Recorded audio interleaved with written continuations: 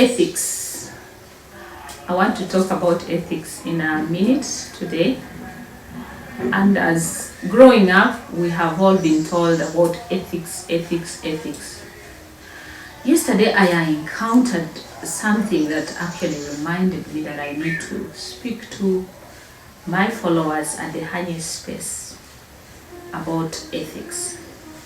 Now, recently, you have seen, especially on social media in Rwanda, we are being reminded that if, for example, you're driving and there's an ambulance behind you, please, courtesy, go to the side and let the ambulance actually pass, because this ambulance is taking someone who is in critical condition. Your ethics should tell you to have courtesy to let the ambulance pass to save a life or two, because you actually don't know who is in that ambulance, or if there is nobody in the ambulance, who is going to be rescued by letting the ambulance pass. So ethics. Now back to my story. Yesterday, as I was driving around, I arrived at a zebra crossing and I stopped because, again, courtesy, there were people who were crossing and they only needed to be given priority.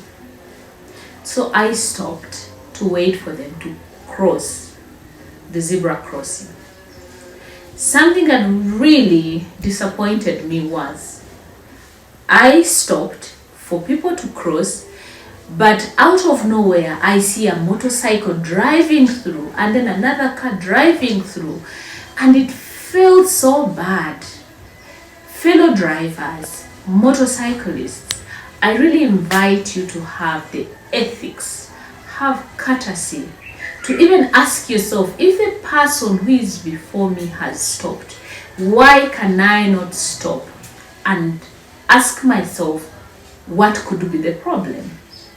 Maybe the person ahead of you stopped because maybe it's not somebody crossing, but there's a reason. You should pause for a minute, stop, watch before you proceed.